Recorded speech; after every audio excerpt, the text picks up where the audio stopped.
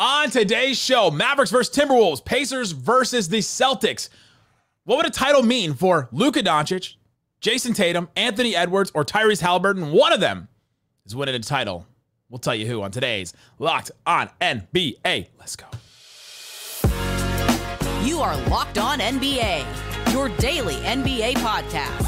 Part of the Locked On Podcast Network, your team every day.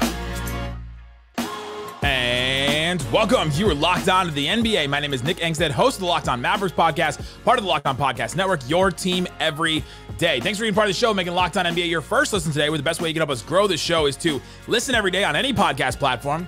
This is a Tuesday. Normally we're here on a Thursday. So if you listen every day, you're like, what's going on? Today's episode is brought to you by FanDuel. Make every moment more. Right now, new customers get $150 in bonus bets with any winning $5 bet. That's $150 with any winning $5 bet. Visit FanDuel.com/LockedOn to get started. And joining me, as always, from Locked On Bulls, what you got for me, Pat the Designer? What did Ant say? What did Ant tell him to do? He told him to do something. Oh, okay. I just want to be sure. Oh, okay. There it is. This is what Ant said. We'll talk about Boston versus Indiana. We'll talk about, do the Pacers even have a chance? Because the sports books sure don't. FanDuel sure don't think they have one. We'll talk about the key player in that series. We'll talk about what a title would mean for Tatum, for Haliburton. And, of course, we'll play Count It Up a little bit later where we talk about the most interesting, fun things in the NBA, including, is the Cavs star guard duo splitting up? Should they? And also, who's the meanest player that a former referee said he's ever come across in the NBA? I'm excited. But first, let's get into Mavs versus Timberwolves. I am uniquely qualified to talk about this as as someone who looks like they're from Minnesota and covers the Dallas Mavericks. You're like the non-athletic white version of Kevin Garnett. You fit both. You fit Anything both is possible.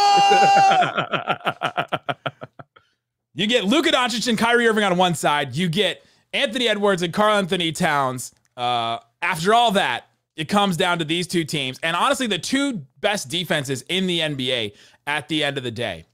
And so each of us are going to bring a question, and then we got some other stuff to get into. My question to start off, right now, who do you believe in more? Anthony Edwards? Bring gas. Or Luka Doncic, with the caveat that he has the sprained knee?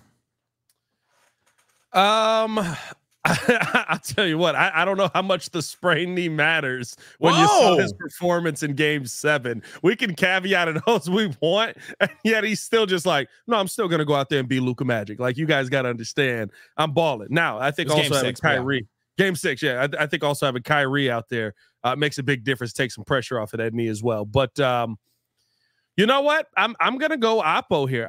I have talked about and sung the praises of Luka just about all year on this show with you. But there's a belief right now in Ant that he seems like he has that Kobe Michael feeling where every time you're ready to count him out, he finds a way. You said what? Same blood type. That's crazy work. That's crazy work, dog. Where were you 9 months before in Atlanta? Where were you? Michael 23 and me. No, dang it. Hold on. Let me go back. Let me workshop that. Jumpman 23 and me. 23 and me is crazy, dog. But no, I think that the second you're ready to count Ant out, you saw it in Game 7. He's down 20 points. The team kind of rallies around him. The mindset that he brings to a game always gives him a shot. And so right now, yeah, I do believe in Ant a little bit more. I also think team-wise, I know we're just talking about these two guys, but team-wise, it's going to be a little bit harder for guys like Daniel Gafford and Derek Lively in this series than it was in the last.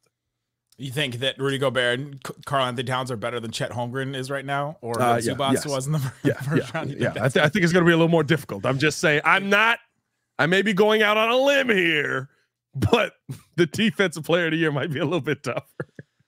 Anthony Edwards has been that guy. Anthony Edwards has really stepped up. He's been the player that a lot of people had hoped that he would be. He has been the guy that has stepped up for them. Multiple 40-point games so far in the playoffs against Denver, against Phoenix. He's had big shots. He's had big moments. The moment with him screaming at Kevin Durant, like that just is ingrained in my mind when I think about Anthony Edwards. But the correct answer is Luka Doncic.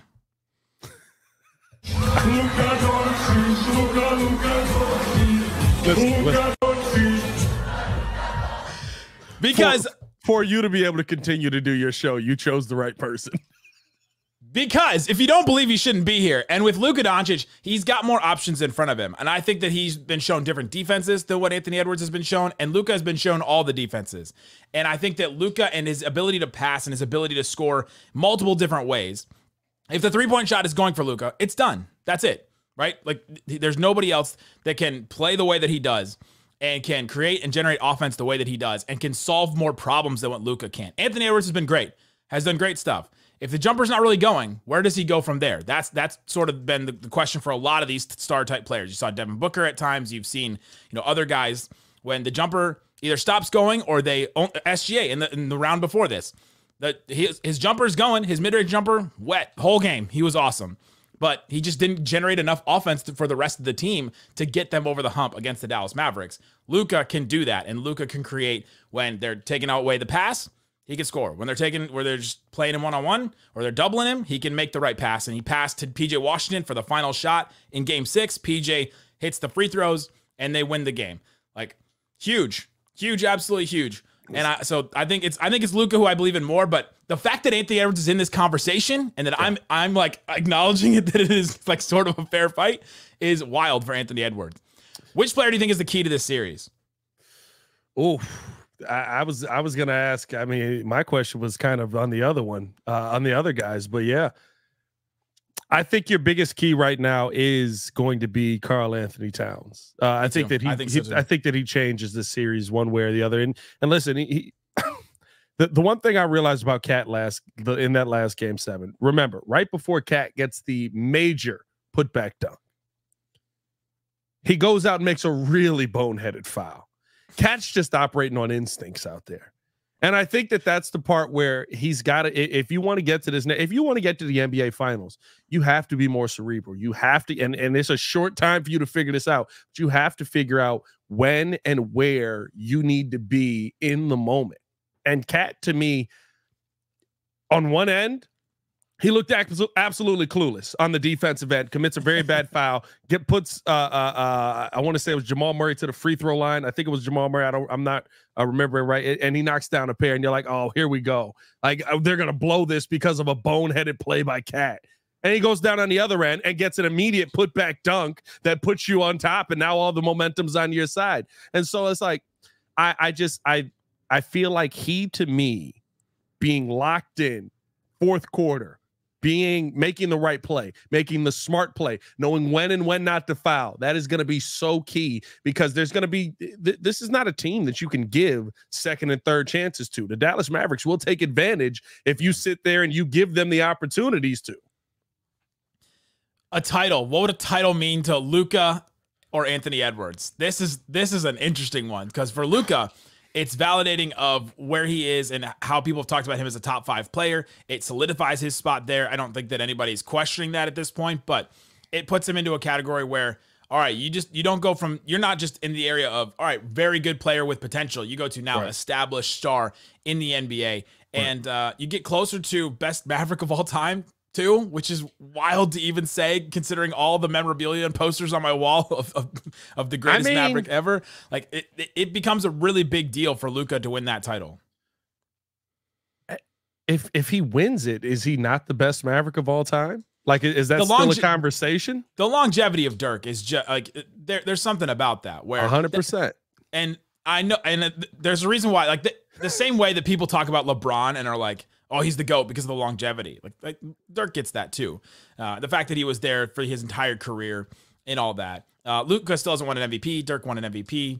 There's things like that too that go against him there. But I mean, what would it mean for Luka? What would a title mean for Anthony Edwards? I'll tell you this. A title for Anthony Edwards would change Anthony Edwards' life, not just because you're an NBA champion, but because of the conversation around Anthony Edwards and the facial features around Anthony Edwards. It makes you the face of the NBA. If Anthony Edwards wins an NBA title, he becomes the face of the NBA. People want him to be the face of the NBA because he is the guy that is kind of ending the friendship era, right? The basketball for the last I mean, 10, 15 years has kind of been like, oh, my buddies are here. We're doing this. We're making this happen. Everybody fully expected Anthony Edwards to leave Minnesota the first chance that he got. And Ant was like, no, I'm going to stick it out here. I'm going to figure this out. I'm going to find ways to win. Now he's got his team in the conference finals. If he can get to the NBA finals and find a way to win, it starts your legacy as continuing this conversation that's swirling around him of Michael Jordan. It's going to start his legacy of, it's crazy. It's not like he's got 5 titles to go. You know what I mean? Like a little early, guys. Yeah, you know I mean? He's only 22. He's got time, right? He's got time, but like, I feel like we're starting the conversation based on facial certainly features, not based on what he's accomplished yet. Certainly, Minnesota will be perennial title contenders. Certainly, they don't have any history of ever like screwing something up like that and breaking up a team or not putting the right talent around a very great player. Or I mean, realistically, letting them leave and become one of the greatest teams of all time out west. Yeah, R.I.P. Kevin Garnett. He's alive. Just his career in Minnesota. I was gonna say, good grief, But no, I think that this changes how conversations are had around Ant for the rest of his career. Oh, absolutely. It catapults him into that top 10 range in the NBA where you go, oh yeah, like, and you get a belief behind you. The same way Jokic got this belief behind him that everybody said, well, he'll come through, he'll pull through. Game 7, Jokic will pull through. I kept saying that the whole way. It was the stare, wasn't it? Eventually, he'll pull through it because he has this belief now behind him. Jamal Murray, kind of the same thing. Anthony Edwards would get that belief behind him, and it would start, like you said, it would start his career to become not just a player with great potential, but a player that has accomplished something and is one of the faces of the NBA. And then take that momentum into the Team USA with the Olympics this summer. Massive.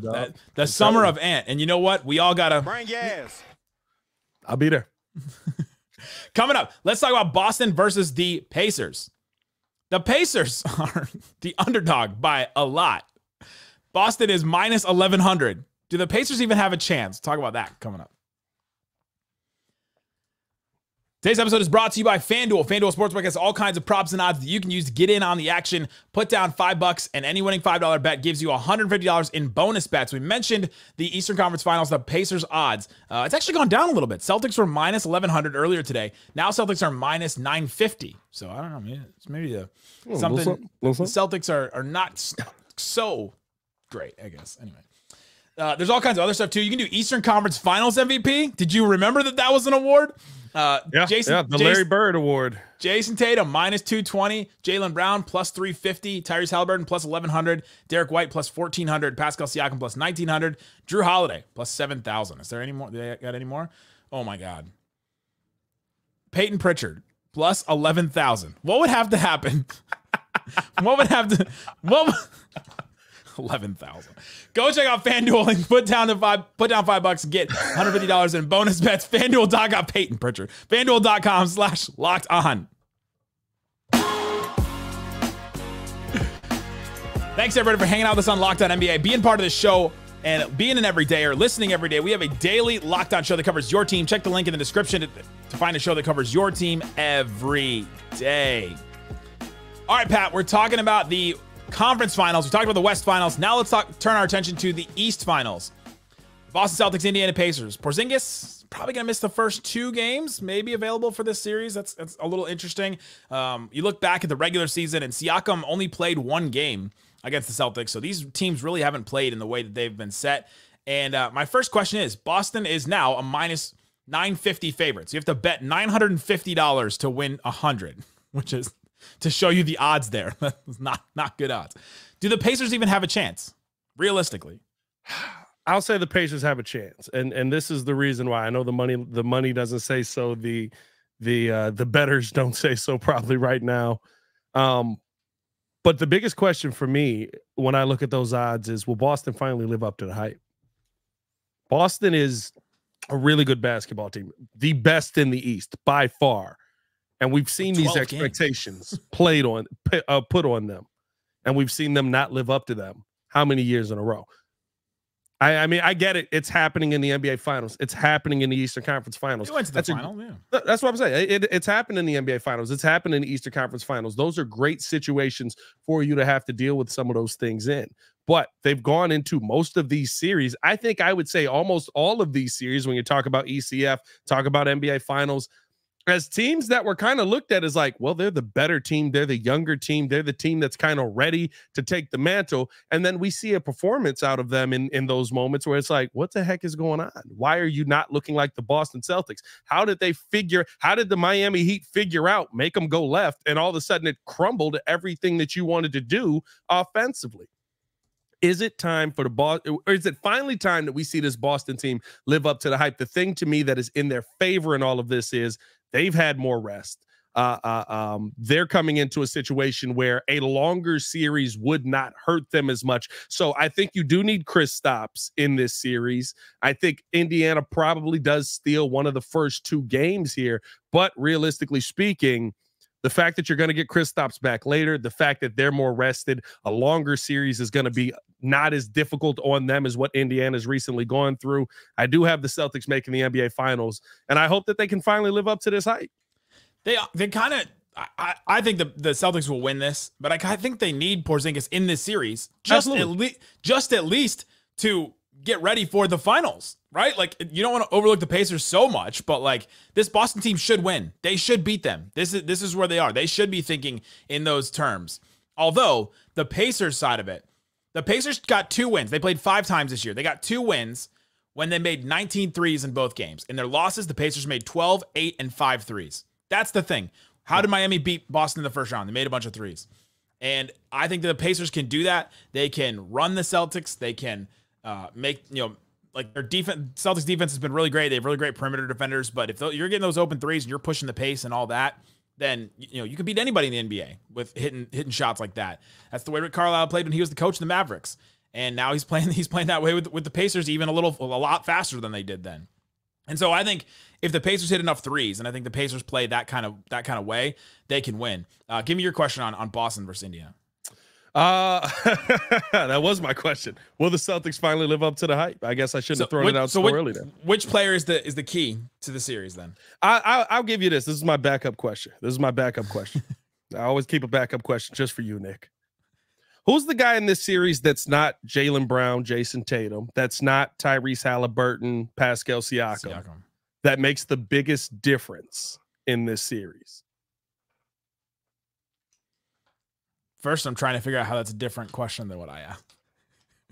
But I think it's Miles Turner, because I think Miles Turner and his ability to be a jump shooting center, to spread them out and to defend the rim. I think that he can make a huge difference. And for the Celtics, it's probably Derek White, because some people said that he's the best player on the Celtics at times this year, which is weird. I would say, and I think that's a great answer. But Drew Holiday. Sure. I need you to become the Drew Holiday of Milwaukee. I need you to be the perimeter. Because I'll tell you one thing, and this is really what stood out to me about this Pacers team. It looks like Tyrese Haliburton is finally starting to get a little bit more comfortable, finally starting to settle in. He needs to be uncomfortable for you to win this series. I'm not going to lie to you. Tyrese Haliburton is balling out of his mind the way that we saw in those last couple of games, and he changes everything for the Pacers. If you can take him out of his game, this series is done. And it's done quickly. We're not even having a conversation. I need to see the Drew Holiday that ended up getting paid the big contract come back out versus kind of what we've seen. Not to say he's been bad. He's been a fine perimeter defender, but it hasn't been that lockdown guy that we've seen in the past. Yeah, that's a good one, because he's going to be given the Haliburton assignment probably, or I mean, I guess it could be Derek White. Could be Derek White as well. That'd be interesting though. Like at that point, now I'm asking a question, which I do. I still like Drew. He facilitates for him. He's fine. But like at that point, what are we paying Drew for? You know what I mean? If we're given the assignment of, I guess so. Paying him for depth. What would a title mean for? Let's do the quick one. What would the title mean for Tyrese Haliburton? He won't win it, so it's fine. Bring gas. Listen. I'm not gonna lie to you. I would love to see the Pacers make the finals, but let's be real, dog. The NBA is not gonna let it happen. It'll be just like when Reggie played Kobe. What would a title mean for Jayson Tatum? Silencing people. All the people who have questioned him for good reason. You're supposed to be the guy. I shouldn't be talking about the 22-year-old winning an NBA title, becoming the face of the NBA. It doesn't even feel like Jayson Tatum's on a path to become the face of the NBA. And he's been in the NBA long enough where he should be the face of the NBA already. Like, I think it finally silences the haters. It finally silences all of these people who have rightfully said, hey, listen, you're not getting the job done, and we want to see you get it done a little bit more consistent. Tatum has played in 104 playoff games. Mike Conley has played in 88 playoff games, just to like compare how long players have been in their career. I mean, he has played in a lot of playoff games, a lot of high leverage situations. Yeah, it would validate him because anytime he's put in the conversation of top 5 or should he be MVP, it's always like, I don't think he's there. You know, I don't think he's there yet. But this would be validation for him. And this could prove that he can win at the highest level. And, you know, he's been there. He's gotten to that point, but getting over the hump matters. And does he pass Paul Pierce for Celtics? Did they win a title? What if he wins it without pooping his pants? See, that's that. Well, I mean, can you do that though? I don't know if you can. I don't know if he passes up Paul Pierce just because it's kind of the same situation, right? Like now he's younger, so he'll have more opportunity at it. But it's kind of the same situation in which it took you bringing in Kevin Garnett, Ray Allen, and putting that team together for you to win the championship. For Tatum, it took us bringing in Drew Holiday, bringing in Kristaps Porzingis for you to win a title if he were to go win it. And I guess if Kristaps plays in that title, like that would change the conversation drastically. But I think that it's kind of the same conversation, although he's been in a lot more finals. So maybe that is the conversation. Paul Pierce, 0 first-team All-NBAs. He made 4 All-NBAs total. Tatum's made 2 first-team All-NBAs and made 3 All-NBA total already. Pierce got the 1 championship. He had the 1 Finals MVP, 10-time All-Star, and Tatum's been a 5-time All-Star so far. So if you're comparing them, if you want to look at them, that's I don't know. It's maybe getting close there. Maybe Celtics fans feel that's blasphemy. But if you win a title, that puts you in maybe not rarefied air with the Celtics. Maybe that's the wrong term. They've won so many. But what about Havlicek? Cozy, pass the ball. Coming up, let's talk about the Cavs star duo. Are they going to split up the guards? And who's the most hated player from our former referee? We'll talk about all that and more coming up. The splitting of the guard? Today's episode is brought to you by PrizePicks. PrizePicks daily fantasy made easy. All you have to do is go to prizepicks.com, pick 2 to 6 players, and more or less on their projections of their stats. It's not just playing against a guy that has some kind of algorithm. It's not playing against some guy that sits in his basement and all day just looks up who's going to win these. For example, go and check out some of the more popular ones right now. Game 1, Jayson Tatum, 23.5 points. If you got the little demon logo on there, so you got to pick more on that one. 23.5. That seems pretty easy to me. Miles Turner, I think he's the key to the series for the Pacers. I'll go more than 13.5 on him too. And then let's do Tyrese Haliburton, 19.5. Give me more on that one. Give me more on that one too. I'm feeling some scoring. Jaylen Brown, 24.5. Give me less on that one. If I do those 4 plays right there, put on $20, I could win 100. If I put down $100, I win 500 on that on the power play. Go check out everything they have on PrizePicks. It's prizepicks.com. And then you can also use the promo code LOCKEDONNBA to get $100 deposit match on your first deposit. Again, prizepicks.com, promo code LOCKEDONNBA. All right, Pat. We've talked about the Western Conference Finals. We've talked about the Eastern Conference Finals. And now it's that time of the week where we talk about the most interesting, fun things in the NBA. It's our segment where we count it up. Big chicken, baby. Zion Williamson and porn star. Take that for that. Count it up. Count it up. Count it up. Count it up. Count it up. According to Brian Windhorst, Clutch Sports will indeed meet with the Cavaliers this offseason to facilitate Darius Garland being traded if Donovan Mitchell stays. It's me or the highway, Cleveland. The Mitchell-Garland backcourt is on their way to being split up. My question is, count it up. If you're the Cavs, do you stick with Donovan Mitchell and just pray he sticks around when you've been talking about this for the entire time he's been there that he's probably going to leave? Or do you trade Donovan Mitchell, try to trade him, and keep Darius Garland? This is tough for me because I think that Donovan Mitchell has done an excellent job in his time in Cleveland. But let's be real, it has been at the expense of the careers of Darius Garland, and to me, I think of the career of Evan Mobley. Now, Darius Garland has played much better in his time there than Evan Mobley has by far, but Darius Garland to me is taking kind of that awkward role of like, I need to operate with the ball in my hands. I would love to run a ton of pick and roll. Evan Mobley kind of thrives when him and Darius Garland are on the floor together without Donovan Mitchell on the floor. And that's kind of where I would say, when you look at this guard pairing, is it working together? Now, it is not bad as the Atlanta Hawks. This is something that is getting a team to the playoffs consistently. Both guys are guys that can be counted on, but I feel like Darius Garland, a lot of times, when you're looking for that other guy opposite Donovan Mitchell, can't really find his rhythm because D. Mitch has to have the ball in his hands so much for him to be the player that he is, which is, by the way, a really good player. So I guess if you feel like the youth movement, even though Donovan very young, is the way to go and you want to get something back because you don't want to risk losing him for nothing, moving on might be the best answer. You can't lose him for nothing. That is the Mavericks did that with Brunson, and it just set them back.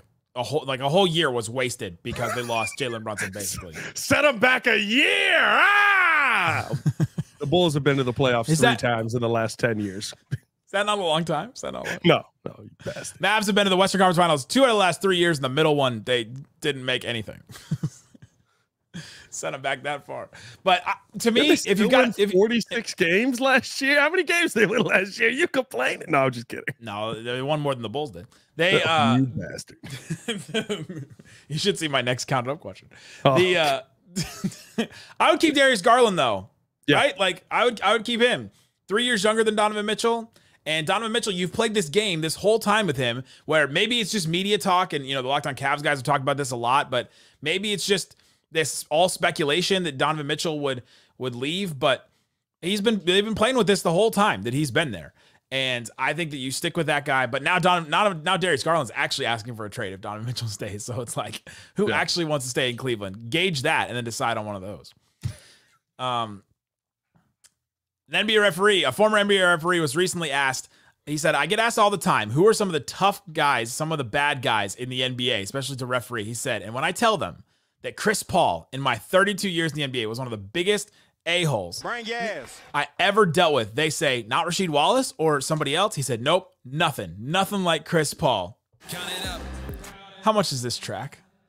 110%. I've been telling people for years, and I don't know if people just don't want to believe it because they're such fans of Chris Paul, which, listen, we can have the conversation on Chris Paul being one of the greatest point guards of all time and still have the conversation on how he is on the court. I think most people that say that they played with Chris Paul. In fact, I just saw Gilbert Arenas talking about this on he was doing have you seen the Guess the NBA Player videos where it's like a secret NBA. Who he played for? No. There's a show on YouTube. They do like a secret NBA player, and there's like 5 guys and they all got masks. Oh yeah, they're wearing like a bodysuit that covers their face and stuff. Yeah. So he literally asked one guy, because this guy, he was like, oh, so you would have played on the 2015 or the 2020 Suns or 2021 Suns. He's like, oh, so you played with Chris Paul? He's like, yeah. He's like, how was he? He's like, great mentor, great guy. And Gil instantly goes, well, he's not the player. Chris Paul's a dick. It's like, you know what I mean? But it's just like, it's like he has this reputation already. For some reason, fans don't want to believe it. Chris Paul's a dirty player. Chris Paul is a excellent point guard, and he's an a-hole. All 3 things can be true.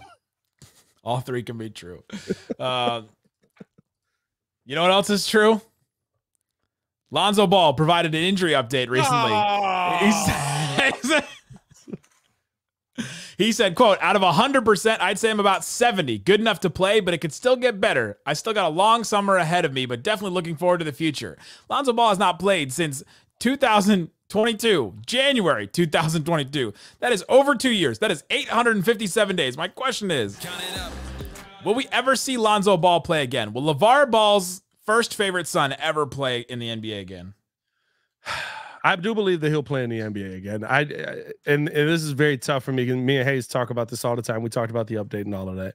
I think that he will play again. I think that my fear is that he will play again, though, because to me, that's your fear. No, it's a fear for him, because at this point you're trying to push yourself to do something that your body has said no. The surgery that Lonzo had is not a normal surgery. One other athlete has had it, and it was a former professional hockey player, and the surgery was so that he could run with his kids. His career was over. The hockey player.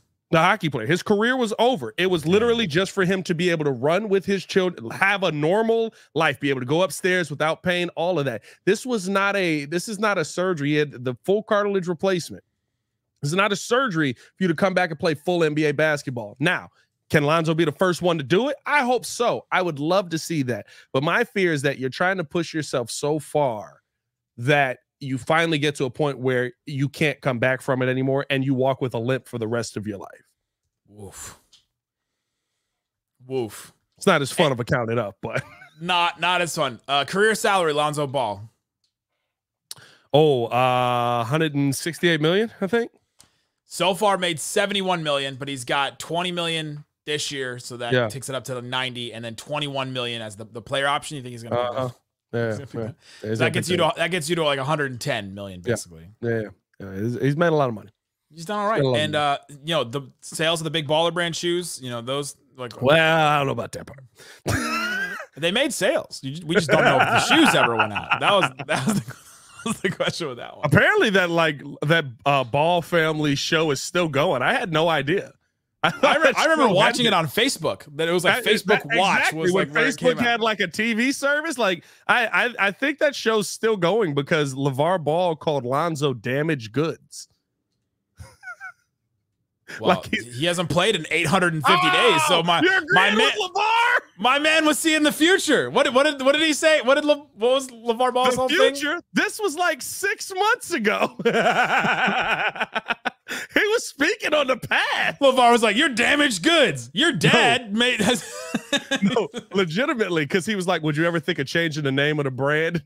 He was like, "That would be like somebody telling me to change your name from Lonzo to Alfonso because you're damaged goods." And I was like, "Oh, ooh." He's been holding that one. He's been holding that one in the chamber for a little bit. You think he writes them down? There's a notebook. It's like damaged goods. Oh, that'll get him. He's like a songwriter coming up with lines. He's just like, I don't know. He's like Deion Cole. He's just like, when it's a good one, he just keeps a check. Oh my God. There you go. That's what we think about the East and the West Finals. That's what we think about the Cavs and about all the other stuff on Counted Up. Go check out all the NBA shows to cover your team. Go check out Locked On Bulls to hear more about Lonzo Ball and more fun things than that. Go listen to Locked On Mavs because the Mavs are in the West Finals. Let's go, baby. Go check out those shows, guys. Thanks for listening to Locked On NBA. Bang, bang. Boom. Okay, one more time. Bring gas. Okay, one more time. Bring gas.